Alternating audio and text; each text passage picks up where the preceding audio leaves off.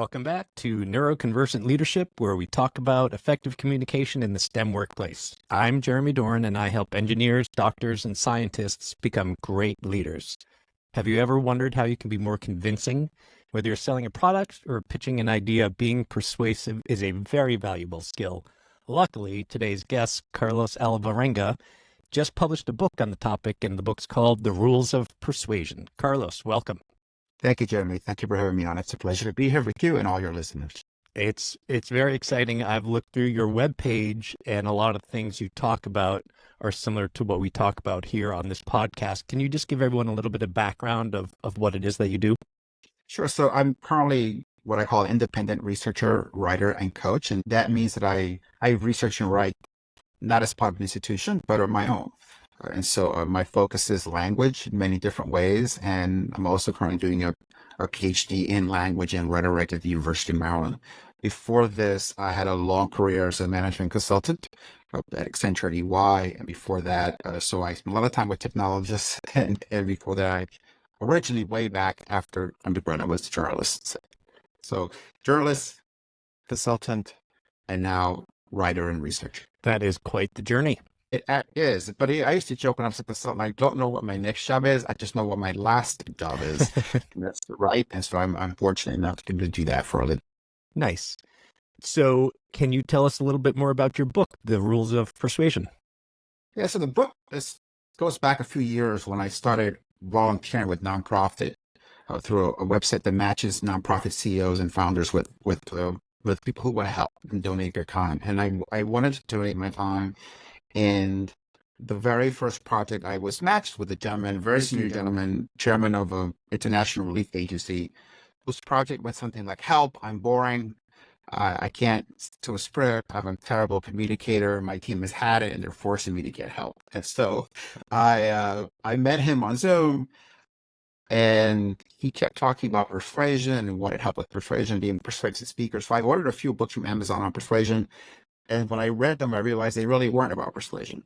They were about influence, or about, in some cases, almost manipulation or negotiation or sales, a lot of things, but they didn't really address the word itself. And they didn't explain exactly what persuasion is or how does it work. And so I went back to a book I read as an undergraduate called The Rhetoric by the philosopher Aristotle, which is about persuasion. And I made a PowerPoint deck of the book. And I said to this gentleman, let's go through this deck. I think will benefit from the concepts. And this is a good way to start your coaching. And he did. It was a great project. He invited me for a second project about a hospital was launching. Fast forward a year, I'd done a dozen of these coaching projects, all working on and refining the explanation of Aristotle's book. My wife said, you should write this down. I think you've done a good job of updating it for a modern audience. I did. I sold the book. My agent sold it, actually, to be technical. And then the book came out beginning of last year. Congratulations. It's no small task writing a book. Small task. 3 years of research, writing, and then waiting for the publishing process to get to the course, which is often slow. So when you are coaching, who are typical clients of yours? So originally it was all nonprofit work, right? So we're founders and CEOs of nonprofits. Since the book came out, I've been contacted by for-profit and startup CEOs who came across the book and said, hey, can you teach me to do what you write about? And the answer is yes. And so I've been teaching people the book in essence, and sort of how to put the ideas in the book. By the way, there is a whole chapter in methodology on how to do it, as you know, because you're a coach. Sometimes people want sort of personal help in putting the ideas to work. So I've now just been through word of mouth and receiving requests to coach people on the ideas that are in the book, which has been really interesting. That is. And a lot of times just having a person to bounce ideas off of and get different perspectives as you go is incredibly valuable. So why is it that people are reaching out to you about the topic of persuasion? Is it communication in general, or how to be more persuasive, and why are they needing that? Are there certain things they're trying to accomplish? Well, it goes back to something I've been doing some talks recently, and I have a slide at the beginning of my talk, and I say, the picture is of a man playing the piano on stage. And I say, now, imagine that you're trying to become an executive or a CEO or a founder or whatever it is you're trying to achieve. And We go through all the interviews, all the selection boards, and they say, you're doing great. There's only one step left. I need you to go on stage and just play something. Anything you like. You Brahms, Mozart, Bach, we don't care. A little like Beethoven, just knock yourself out. And you go, wait a minute, I've never had pianist. It doesn't matter because everybody must play the piano to become an executive in this company.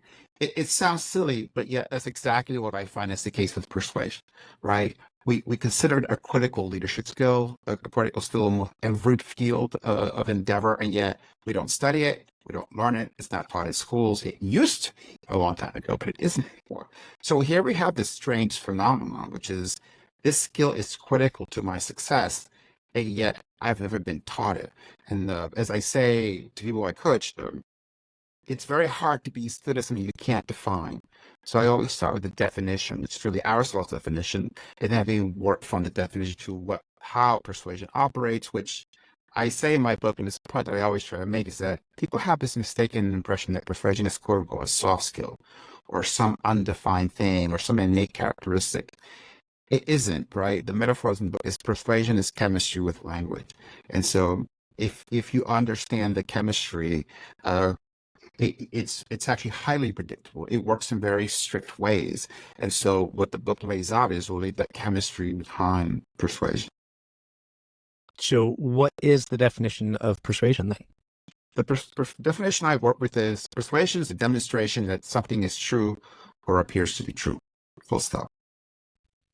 And so it has many implications, this definition. The first from being, I don't persuade you truth or its appearance persuade you.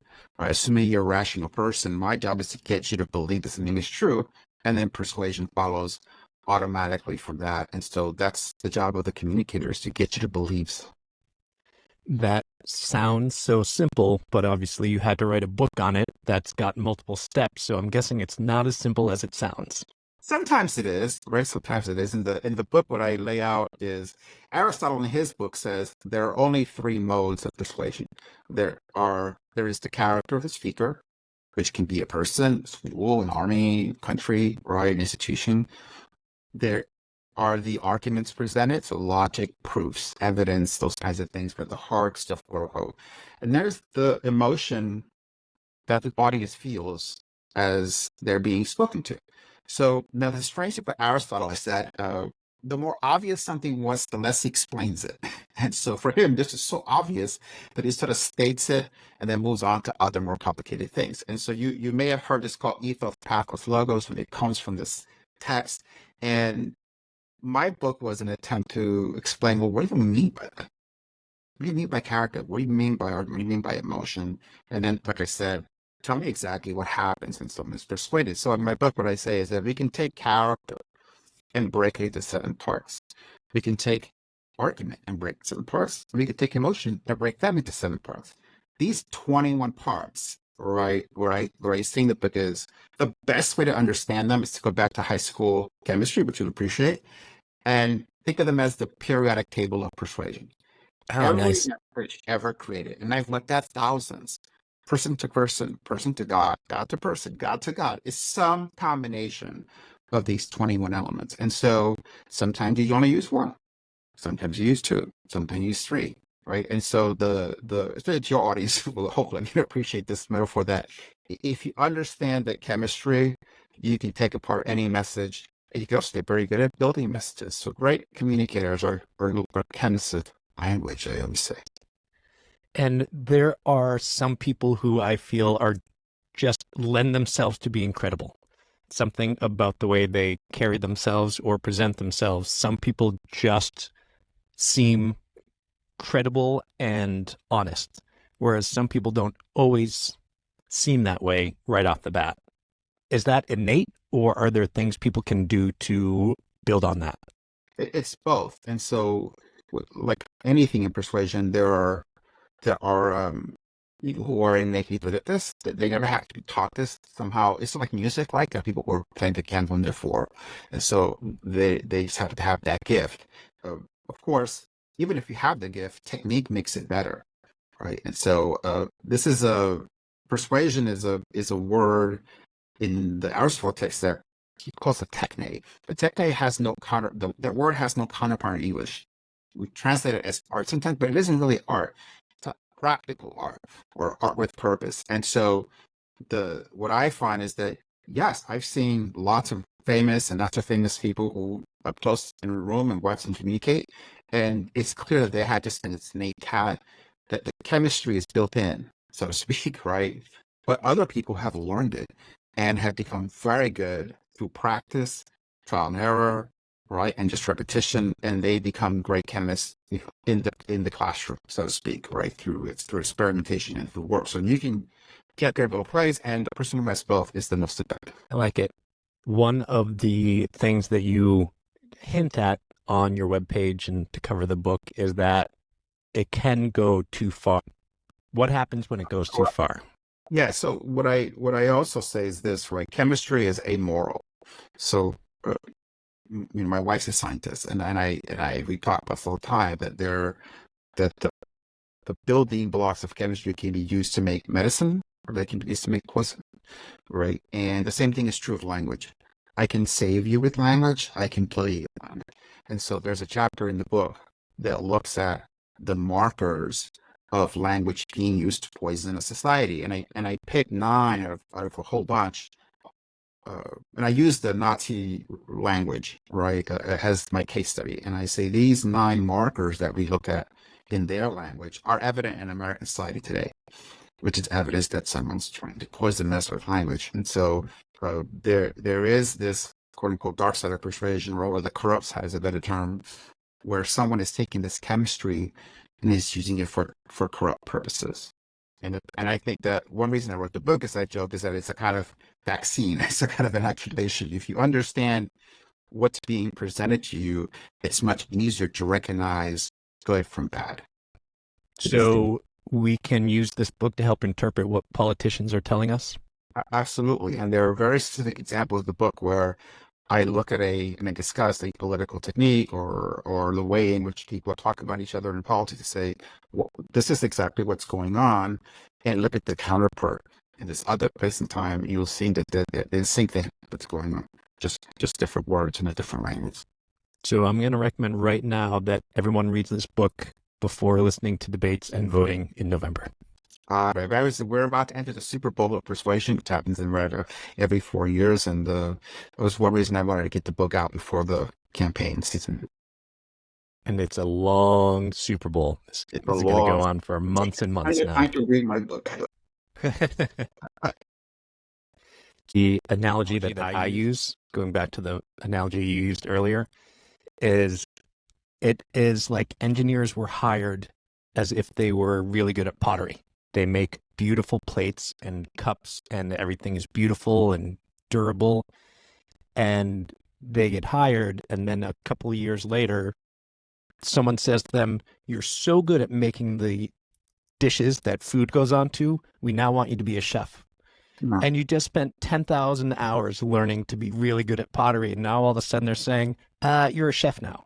And that's what happens when people become managers, or they move up in the organization, and all of a sudden they need to start talking to venture capitalists to get funding. It's a totally different skill set. So I am very happy that you were there to help make that transition. Right. You're right. And what is common across all the profiles, by the way, whether they're, for example, I'm working with a startup, a founder of a nonprofit who was a doctor her whole life. So she was a technical, scientific person who now finds herself in the startup role. So just times you have that as well. But one thing that is common to almost everyone I've ever coached is this, Jeremy, and that is, I said that persuasion has these 3 modes, right? So I say, think of it as a ship with 3 masts. What I find is that almost always on day 1, I find a ship with only 1 sail, and it's called argument. And so they have facts and logic and PowerPoints and all these charts and spreadsheets, and that sail is pretty tired. It's doing all the work. And so when I go character, the sail is rolled up nice and tight.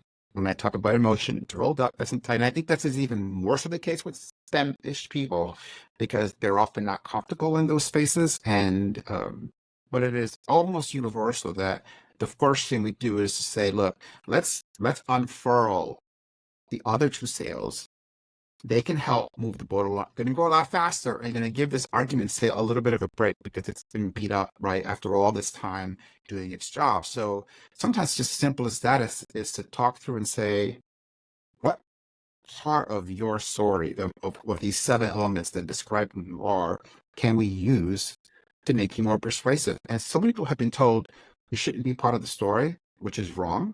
In fact, Aristotle says, of the three modes, that's the most important, and I happen to agree with that. And so it can be as simple as, let's just think about who you are and how you can move this boat, ship along a little faster. And then also, but the question I ask all the time is, what do you want me to feel when you finish talking? I'm going to feel something. So if you don't know what it is, you're not in control.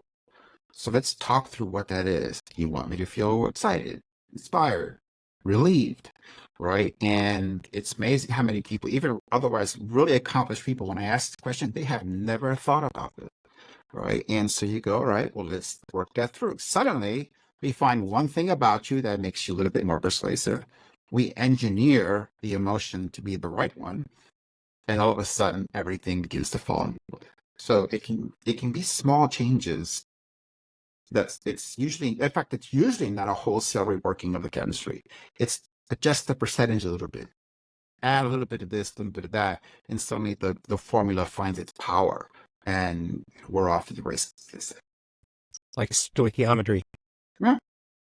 It's the exciting thing about how people think there's going to be this big rework, but it really isn't. There's just small things and they're usually lying right in front of us. Right. So you go, it's just right there. Just pick it up and use it, and you're going to be great. And lots of examples of small things that suddenly change your entire perception of what someone is saying or what was talking to you, right? Is it like a light bulb going off sometimes where Wait. Mm-hmm. I'll give you a real case, right? So there was this scientist for a doctor who started a foundation. She did really well in her career, was very successful, was able to retire a little earlier, moved to Hawaii, started a nonprofit to save coral reefs. So I asked her, and she called me to say, I'm doing interviews on the radio and other places, and it's not going so well. So can you help me sort of fix that? And she said, I'm very analytical, I'm very technical. So when I asked her, let's do a test question. Why'd you start this foundation? Her answer was very specific. Well, I retired early. I was at home. I had nothing to do. I was bored. My kids were gone. And she had all this sort of list of things that were not that interesting, honestly. And I said, it's not going to get anyone to really lean into this story. I want you to try it again. But this time, I want you to find something in your history, your personal key, that explains why we did this. I'm sure it's there if you just look for it. She struggled for a moment, and then she said, when I was a little girl, I used to watch a show called Jacques Cousteau. It was this French guy who was a diver. And he'd swim around, and I used to watch the show, and I just thought it was the most amazing thing I've ever seen. He'd show us the fish, coral, and when I was a little girl and growing up in Puerto Rico, all I wanted to be was Jacques Cousteau. Of course, life took over. I ended up becoming a doctor. And so the moment I was done with medicine, I moved to Hawaii and I learned how to dive. And I was diving someplace because I wanted to be a fish photographer, but I'm the world's worst fish photographer. All my photos were just tails. And so one day I went out to take pictures and there were no fish. And I look up and I see this coral reef. And I realized the reason I come to this spot over and over again wasn't the fish. It was the reef. It was the most beautiful thing I'd ever seen. And at that moment, I decided I would spend the rest of my life protecting.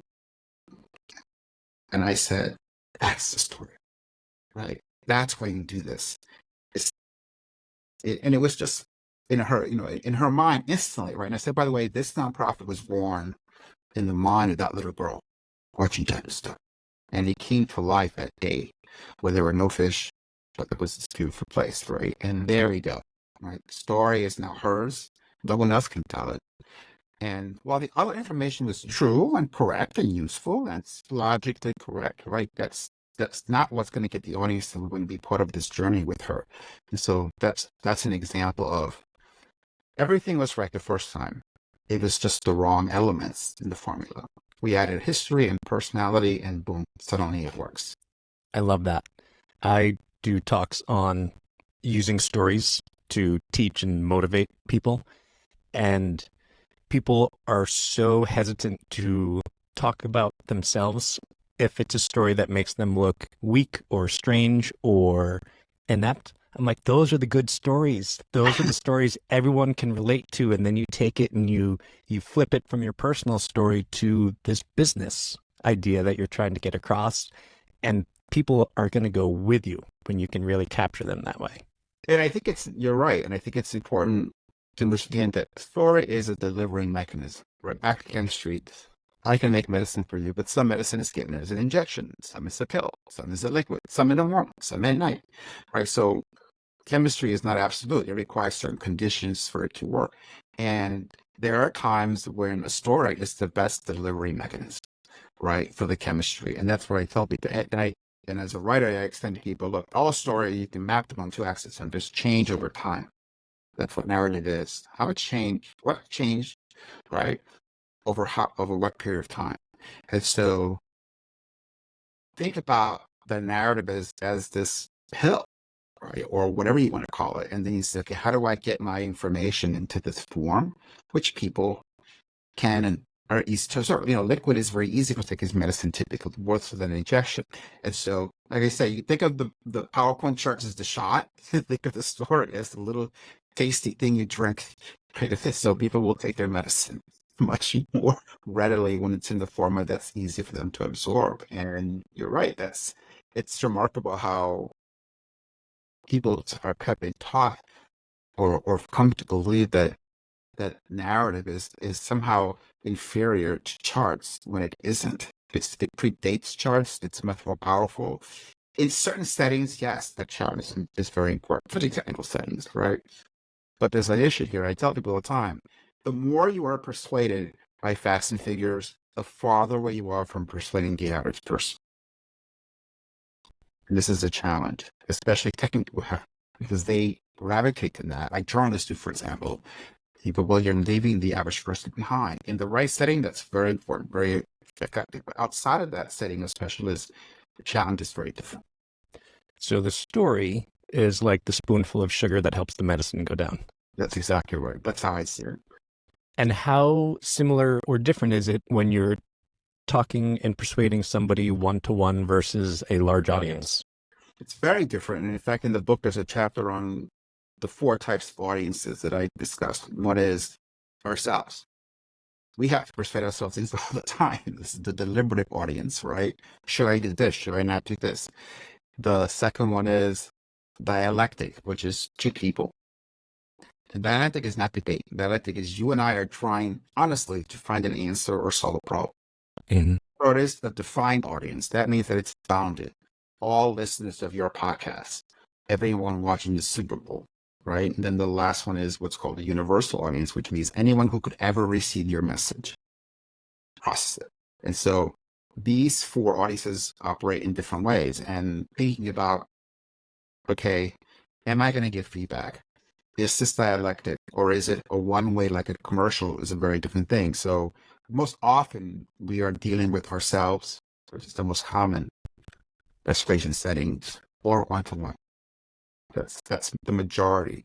And so getting good at putting the rules to work in those 2 settings, and especially in that one-to-one, which is the most critical thing for business people for the most part, or I take professional people as a better word, is highly important, because most people are not giving speaks on a daily basis. And most people are not writing for the ages. What they're doing is trying to get one other person to believe something. Yep. Great. We are starting to wind down because we have limited time for everybody. Are there any topics that you would like to talk about that I haven't asked you about yet? I'll mention one because I think it's very interesting. It's part of my research, and that's the issue of sentimentality versus emotion, right? And so this is a very subtle concept. And what it means that when a communicator, whether it's a boss or anyone else, wants you to feel something, it should be done in a way that seems genuine. We have this natural aversion to someone manipulating us to try to feel pity or joy or anything else. And it's remarkable how common this is in professional settings. When someone uses a fake emotion or an attempt to create a feeling, and they didn't have to. With a little bit of thought, you could say, what is the real emotion that exists here? And how do I use that instead of trying to find a fake? And I tell people to illustrate this point, think about Valentine's card. The words in the card that were printed at the factory are sentimental. What you write into the card is emotion. Oh, that's a good distinction. I like that. Right, because the words in the card are never enough. Good one. Right. That point is I talk about it in the book, but it's something that's really important to think about as a leader of which one am I really going for here? Authenticity. I like it. I have 3 questions I like to ask everybody, so we're going to jump into those. The first one is a place that you have loved to travel to and a place you haven't yet been but would love to go. I like Japan. I lived there for a while, and I joke that I like Japan because everywhere else I've lived, I've lived in different places in the world. I understood it a little bit more. By the time I left, Japan was the opposite. The longer I stayed, the less I understood it because it's such a remarkably different place for a Westerner. And so it's a place that to us seems full of contradictions, but that to them are not. And so I found it fascinating to live there. I love going back there. I'm taking my son back from school each year, so it's just a place that I find just remarkable. A place that I haven't been to, but would love to go is Australia. Nice. You're right. Although I go all over the place, I thought I never made it there. I have a few people who I've coached in Australia through Zoom, and I personally want to put this tough place that I hope one day to make it to there and or New Zealand. So it's probably the top place that I haven't been to today. I'd love to see. Japan and Australia are 2 places I've not been and are on the top of my list. There you go. We shared that. Yes, perfect. And the second question is, who is a great communicator that you've either known personally or as a public figure? My very first boss taught me a lot about leadership, and he had 3 traits I've always tried to emulate and to teach other people. And first of all, he was very good at his job, right? He was technically first rate. So I would say he merited the role. Nobody wondered why he had this job. It's a very technical job. And so he was the expert. We all went to him for answers when we got stuck on something. And so that was 1. 2, he led by example. If we're working late, he's working late.